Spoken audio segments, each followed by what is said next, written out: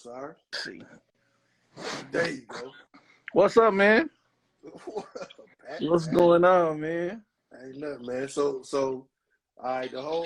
It's the 10-year anniversary of the LabRatz. Okay. So, I kind of had a bunch of them on talking about different moments or whatever. So I really wanted to pull, some people that just kind of experienced what was going on. You know what I'm saying? And Yeah. a lot of cats in the scene or whatever. Yeah. A lot of people understood it and knew what it was, Mm-hmm. and experienced it. But like in the current state of music, a lot of cats don't really know about what the LabRatz brought to the scene. You know what I'm saying? Yeah. So from your perspective, could you tell us? I'm kind of putting you on the spot.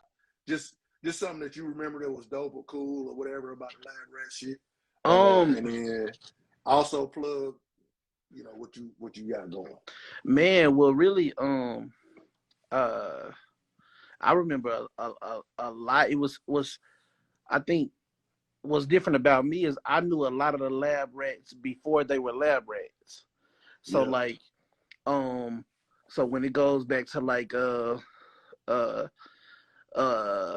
Doughboy when he was in combination before he was a LabRat. I knew Duke before he was a LabRat. You know what I'm saying? Yeah. And so, but I think what was cool, when I first got introduced to the LabRatz,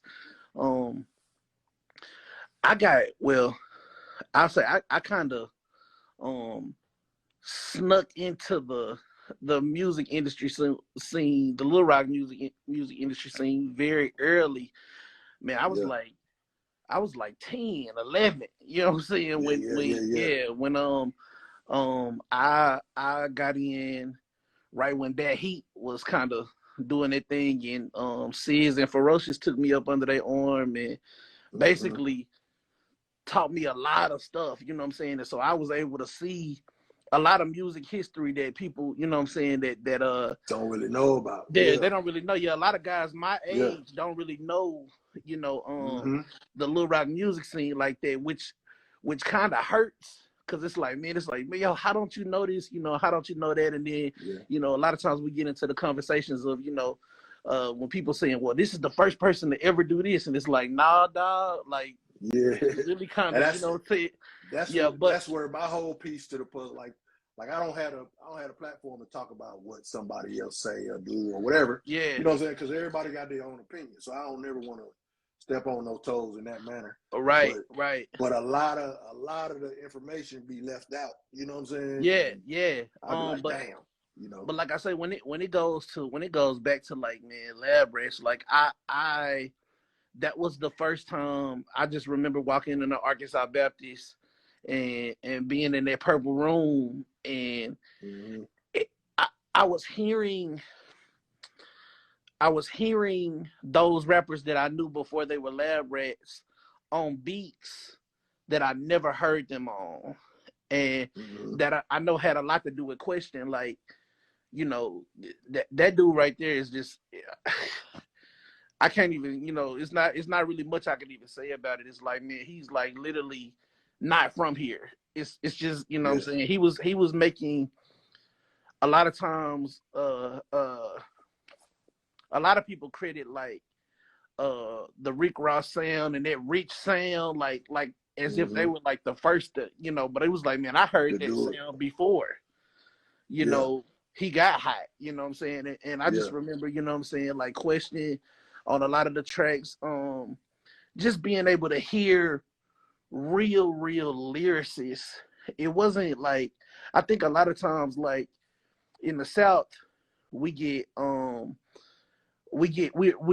known, and they say, you know what I'm saying, for like, I guess like the Houston style of things and like real slow rapping. But it was like, man, when you started to break it down on like what Nex was doing and what Duke was doing, and it was like everybody had a different style, everybody had a different, it just was just, bro, it was nothing. It worked, that shit. It was nothing to compare.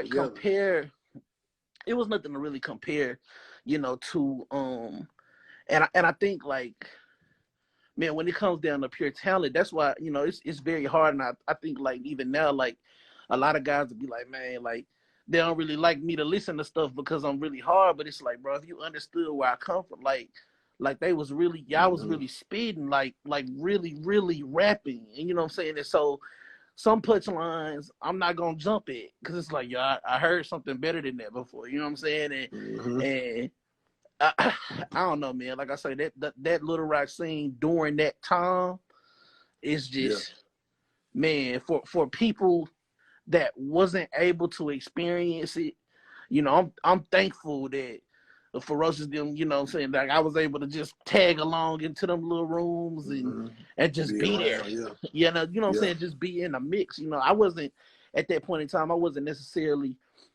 at the level that I am now in my craft to be able to stand with them, but it was like, man, to just see that and to just like be a part of that was like none other.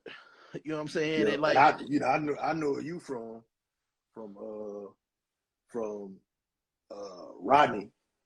You know what I'm saying? So I knew you before a lot of cats knew you as a producer. I don't even think I knew you as a producer. I just knew you as, you know, like you played the keys. You know what I'm saying? That was the live music scene of it. Well, see, a lot of, you know what I'm saying, when the reason why I didn't even, when I was coming around the LabRatz, like I wasn't even really like playing like that at that point. I came to Ferocious them as a rapper. And so I came to Ferocious them as a rapper, and when I saw what Sis, really mainly what Sis was doing, because at the time, like Ferocious was like really, really hot in the industry, so he was back and forth, you know, a whole lot. And so but when I was able to watch what Sis was doing and just listening back to like a lot of the beats and then, you know, different things like that, I wanted to make beats, which led me to learn the piano because I wasn't, so the if you remember the time of hot producers at the time, sampling wasn't as big then. Sampling was big years before that. But but not at that point. In that point, I was looking at Scott Storch and Pharrell, and I was in Dark Child and people that was playing the piano. So I felt like I needed to learn how to play the piano before I could produce. And so that was my whole reason for even learning how to play the piano. And then I just found out that you can make money in church doing it. So it's just like, oh, well. Okay. Okay, you know what I'm saying? So let's try that. Yeah. You came through and crushed the beat battle at the school too, like. Man, listen, man. That was when I really kind of knew what I was doing at that point, man. It was just, you know, having fun and I you know, and then a lot of times when it comes down to those beat battles and stuff like that, I do them not necessarily to get like accolades or winning, but so that I can connect with other producers to show them, you know what I'm saying? Because I want the bar to be raised, you know what I'm saying? I don't, you know, I miss what I felt back in the day, you know, when it came down to the city and the music, you know what I'm saying? Me being an engineer and a producer now, I don't like the fact that the majority of my clients are sounding the same because it ain't always been like that in the city. We haven't always followed trends. We haven't always, you know, we were trendsetters at one point in time, but I think that, you know, because, you know, just how the industry is and because people just start focusing on, you know, getting money, and then us not really having the market to bring the industry here. Like it just made us want to do what the industry was doing, but it was just like, man, if I feel like if we can get back to that place where, first of all, not being separated, there's entirely too much he old, he washed up, he this, he that in the city going on. We don't want to talk about it. We ain't gonna go into the drama of it. You know what I'm saying? Like we gotta work together. We gotta work together, you know what I'm saying, on that. And so where the young guys can team up with the, you know, the guys that did it before. And I really feel like, man, we can make a big boom if we just work together. I mean, I'm big on pouring into people, you know what I'm saying?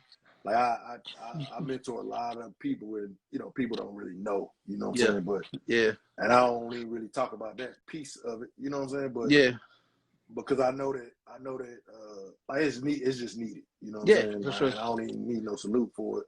But tell the people what you got going, and like it's pretty big, but you know what I'm saying? Go on, tell me. Man, listen, man. Well, right now, I there are a lot of different eyes on me because of things that I've done in the past.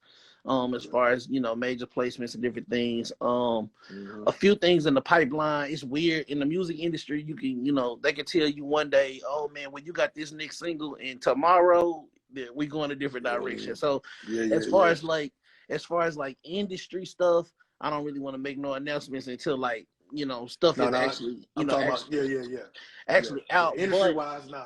But as far as talk for about me, what's already solid. yeah, but as far as for me, man, my goal is to work with as many talented people here within the city, work with as many people as I can here, to get the eyes of the people that's looking at me, to be able to see them, you know what I'm saying, and really just share what I can to be able to raise that bar. You know what I'm saying? It's a lot of different people. And specifically, like I say, I like Roosevelt here. It's I like young Devin Nelson right now. BJ Soul. I want to see these guys go, because I really think that they can. You know what I'm saying? We just have to polish up some things and get some things in order. And like I say, I feel like if we all work together, man, we can really do that. But like I say, I'm open, man. I was about to say we could probably put together. I've been kind of running something around my head. This is a NDA right now. Okay. Doing like an Airbnb kind of workshop. You know what I'm saying? Man, like, hey, do that. You need to talk to Ferocious. I'm gonna tell you that, because he mentioned something like that. I got a lot of my gears in road cases. So okay. Like if cats want to do it, you know what I'm saying? Yeah, man, I'm definitely down for that. Yeah. And I live in the DFW right now, so let's just see what we come up with. The selection to be better. Yeah. For sure. We can definitely table that and chop that shit up. Yeah.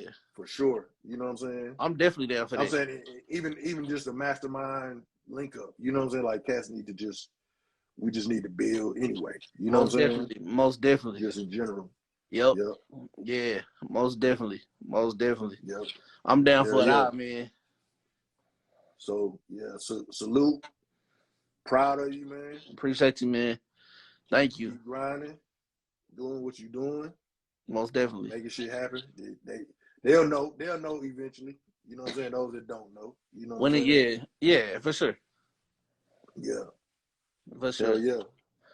You got some rates or whatever, you know what I'm saying? You want to shout out to the people, for your services? Man, listen, this is what I do. I never, at this point in my career, I never let money be the reason why I can't work with somebody. So I'm always so when you come to me, what's your budget? Just let me know what your budget is, so I can tell you. I got a lot of great relationships with a lot of people, with a lot of studios here, within the state.